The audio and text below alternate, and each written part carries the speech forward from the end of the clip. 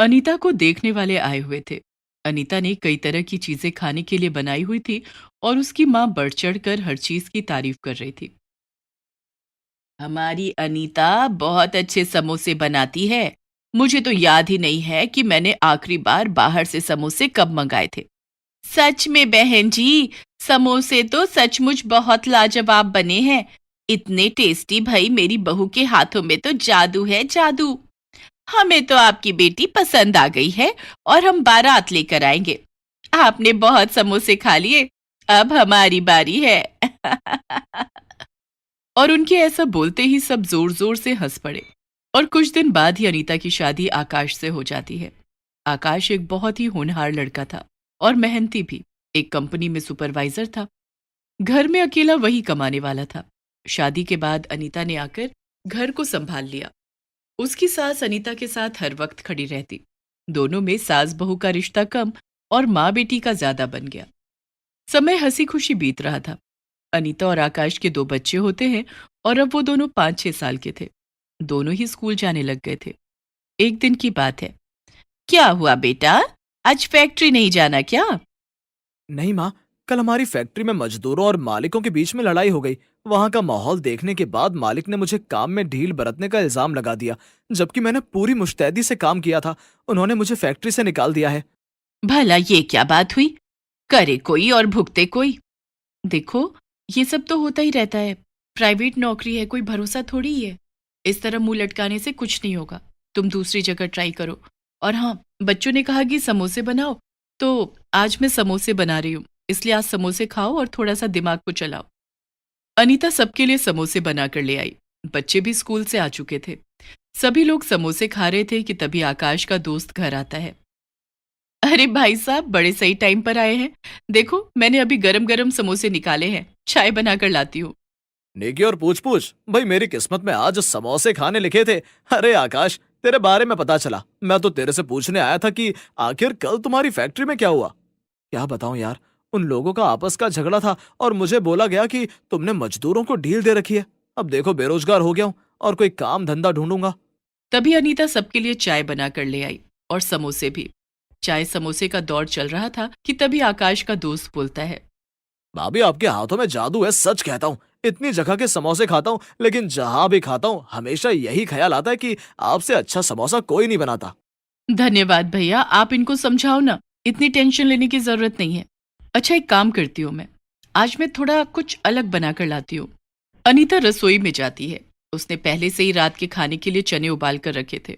वो प्याज काट लेती है और फिर लाल हरी चटनी, दही, चने और कुछ अपने हाथों के बनाए हुए चाट मसाले को डालकर वो समोसे की बढ़िया चाट तैयार करती है और फिर अपनी सास और आकाश के दोस्त को खाने के लिए देती है। अरे वाह अनीता, ये समोसे की चाट तो बहुत ही अच्छी बनी है। बस माँ जी, अभी अभी रसोई में खड़े खड़े ख्याल आया कि कुछ अलग करके देखती हूँ। शायद ये चाट खाने के बाद इनका मूड ठीक हो जाए। मुझे माफ कर दो अनीता। मैं देख रहा हूँ सुबह से तुम मुझे खुश करने की कोशिश कर रही हो। भाभी, बुरा ना मानो तो एक बात बोलूं? हाँ हाँ भैया, बोलो, इसमें बुरा क्या है? बिल्कुल भी बुरा मत मानना। मुझे बस अभी बैठे बैठे ख्याल आया कि जब आपके हाथों में इतना स्वाद है, आपने इतनी अच्छी चाट बनाई है, एकदम अलग टेस्ट हो गया इन समोसों का। मेरी बात मानो तो आप ये काम शुरू कर लो। और आपको तो डबल फायदा है। देखिए, आपने नीचे दुकान किराए पर दी हुई है, उस दुकान को आप अपने इस्तेमाल में ले लो। समोसे चाट की दुकान खोल लो। कसम से बता रहा हूँ, आप लोगों की नौकरी ढूंढने की जरूरत नहीं पड़ेगी आपको।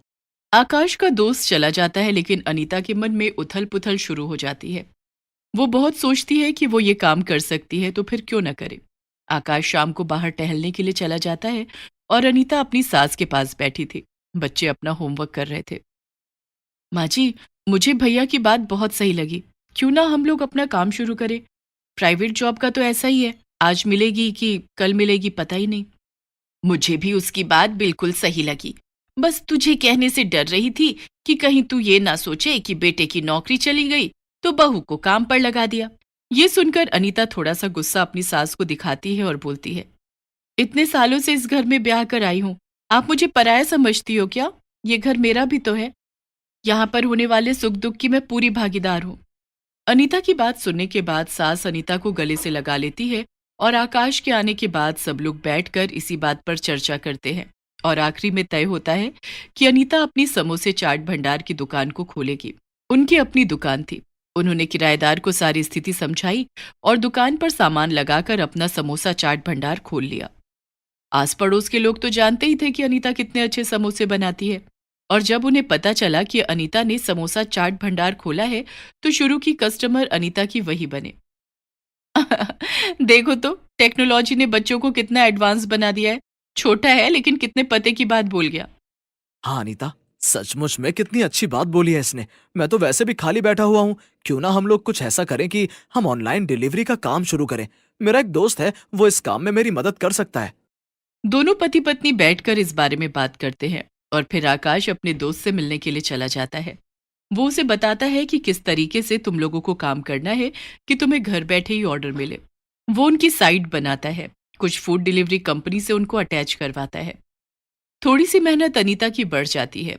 कुछ समय तो उसे ये सारी स्थिति संभालने में भी दिक्कत आई, लेकिन फिर उसने धीरे धीरे चीजों को समझा और उसी तरीके से काम करना शुरू किया। अनीता की दुकान पर उसके समोसे की चाट इतनी जल्दी फेमस हो गई कि इसका अंदाजा खुद अनीता को भी नहीं था। फिर दुकान पर खड़े होकर चाट खाने वाले लोगों की भीड़ भी रहती और ऑनलाइन समोसे की चाट वालों की भी। अनीता सवेरे उठ जाती, आलू उबालती और उसका मसाला तैयार करती। इस काम में अनीता का पति और उसके सास भी उसकी पूरी मदद करते। सुबह 11 बजे से उनका काम शुरू हो जाता और रात के 8 बजे तक वो निरंतर अपना काम करते रहते। एक दिन अनीता, सच कहता हूँ, तुम मुझे बाद में पसंद आई थी, और तुम्हारे हाथ के बने हुए समोसे उससे पहले। तुम्हारे हाथों के जादू ने कमाल दिखा दिया। मैं वो दिन नहीं भूल सकता जब मेरी नौकरी छूटी और तुमने सारी स्थिति को कैसे समझदारी से संभाल लिया। बेटा, यही परिवार होता है। ये नहीं कि एक दूसरे को ताने दो, एक दूसरे की कमियों को बताओ। परिवार तो वो होता है जो अपने परिवार को किसी भी परिस्थिति में संभाल कर आगे बढ़ जाए। तेरा मेरा छोटा बड़ा ये सब कुछ बेईमानी हो जाता है जब आप दिल से अपने परिवार के लिए कुछ करना चाहते हैं। और हमारी बहू अनीता ने तो कमाल ही कर दिया। खुद तो काम शुरू किया ही किया और देख तुझे भी रोजगार दे दिया। बस भी कीजिए माँ, अब इतनी भी तारीफ मत करो। माँ सच कह रही हैं अनीता। पापा पापा, आज आप हमें स्कूल छोड़ने चलो ना। चलो तो फिर जाकर बाहर खड़े हो, मैं स्कूटर निकालता हूँ। आकाश अपने दोनों बच्चों को स्कूल में छोड़ने के लिए जाता है कि तभी वो देखता है कि बच्चों की प्रिंसिपल गाड़ी से उतर रही हैं। आकाश मैडम को नमस्ते करता है तो वो उसे आवाज देकर रोक लेती हैं। अरे आकाशी, एक मिनट, जरा मुझे आपसे बात करनी थी। आकाश को लगा कि बच्चों ने जरूर स्कूल में कोई शरारत की है। जी मैम, बोलिए। क्या बच्चों ने कोई शरारत कर दी? अरे नहीं नहीं, मैं तो आपसे किसी और सिलसिले में बात करना चाह रही थी। मेरी बहन की बेटी की हल्दी की रस्म है और उसने कहा था कि कुछ ऐसा खाना बनवाना मेहमानों के लिए जो फटाफट तैयार हो जाए और कुछ अलग भी हो। अभी आपको देखकर अचानक से ख्याल आया कि आप लोगों की तो समोसा चाट की दुकान है। मैंने भी कई बार वहां की चाट खाई है, बहुत ही लाजवाब बनती है। तो क्या आप इस तरह का ऑर्डर लेना पसंद करेंगे? हाँ जी, क्यों नहीं। हमारा तो ये काम है। आप सारी डिटेल मुझे बता देना, मैं अपनी पत्नी अनीता को सारी बात बता दूंगा। आप बेफिक्र रहिए, काम हो जाएगा। पैसों के लेन देन की बात को बाद में छोड़कर आकाश आकर अनीता को ये सारी बात बताता है। प्रिंसिपल का फोन अनीता के पास आता है तो अनीता हाँ बोल देती है और फिर एक अच्छे अमाउंट पर यह बुकिंग तय हो जाती है। यकीन नहीं हो रहा ये काम चल पड़ा। सच में मुझे बहुत खुशी हो रही है कि मैं अपने परिवार के लिए कुछ कर पा रही हूँ। और आकाश, आपके सपोर्ट के बिना तो ये बिल्कुल भी संभव नहीं था। तुम दोनों तो गाड़ी के दो पहिए हो, दोनों साथ चलोगे तो हमेशा कामयाब रहोगे। अनीता और आकाश दोनों मिलकर प्रिंसिपल की बहन की बेटी की हल्दी की रस्म में समोसा चाट बनाते हैं। वहां पर 2-3 चीजें और थी खाने पीने की, लेकिन सभी लोग समोसा चाट की तारीफ कर रहे थे। ताजे करारे समोसा पर गिरी हुई दही, हरी और लाल चटनी से स्वाद इतना ज्यादा बढ़ गया था, और वो सीक्रेट चाट मसाला जो सिर्फ अनीता ही बनाती थी। वहां पर काम करते करते ही अनीता को 1-2 और ऑर्डर मिल जाते हैं। अब अनीता ने अपने घर के नीचे वाले पूरे हिस्से को इसी काम के लिए तैयार करवा दिया। उसके पास अब कई लोग काम करते थे और इस तरह अनीता ने समोसा चाट बनाकर कामयाबी का एक नया मुकाम हासिल किया। गिरधर एक गरीब मजदूर था। बहुत मेहनत करके वो कुछ पैसे कमा कर लाता, जिससे वो अपने 2 बच्चों का गुजारा कर रहा था। बच्चों की मां का निधन 2 साल पहले ही हुआ था। रिश्तेदारों ने गिरधर को बहुत बोला कि दूसरी शादी कर ले, लेकिन गिरधर को अपने बच्चों से इतना प्यार था कि उसने दूसरी शादी का सोचा तक नहीं। रूखी सूखी ही सही, लेकिन वो अपने बच्चों के लिए जो भी कमा कर लाता, खुशी खुशी उसके बच्चे भी उसी में ही खुश रहते। बाबा, आज बहुत जल्दी काम पर जा रहे हो? आज तो ठंड भी बहुत है, थोड़ी देर से चले जाना। बेटा, सुबह जल्दी निकलूंगा तो जल्दी काम खत्म हो जाएगा। वैसे भी मालिक ने मुझे थोड़ा जल्दी बुलाया हुआ है। तू अपना और भाई का ख्याल रखना, हाँ? कोई बात नहीं बाबा, हम लोग देख लेंगे। आप तो अपना खाना लेकर जा रहे हो ना? गिरधर हाँ बोलकर निकल जाता है, लेकिन असल बात यह थी कि गिरधर को कई दिनों से काम नहीं मिल रहा था और घर में राशन भी कम होता जा रहा था। आज भी वो भूखे पेट घर से निकल गया। वो जानता था कि उसके पास सिर्फ शाम का ही खाना बचा हुआ है, इसलिए कई दिन से वो बच्चों को भी कम खाना बनाकर दे रहा था। नुक्कड़ पर बहुत सारे मजदूर काम की तलाश में सुबह से ही जमा हो जाते थे। फिर किस्मत उन्हें किसी न किसी के दर पर ले जाती थी और दिन भर में जो दिहाड़ी मिलती वही उनकी रोजी रोटी होती। दिसंबर के आखिरी हफ्ते की कड़कड़ाती ठंड में गिरधर सड़क पर बैठा हुआ था। तभी एक बड़ी सी गाड़ी वहां आकर रुकती है और कितनी दिहाड़ी पर काम करते हो? 150 रुपए, 200 रुपए, कोई भी काम हो बाबूजी, बता दीजिए। वो आदमी ऊपर से नीचे तक गिरधर को देखता है और फिर उसे गाड़ी में बैठने के लिए कहता है। गिरधर मन ही मन खुश था कि चलो आज सुबह आने का फायदा हो गया, आज काम मिल जाएगा तो शाम को वो बच्चों के लिए राशन ले जाएगा। वो आदमी उसे अपने घर लेकर जाता है। घर में सारा सामान बिखरा पड़ा था।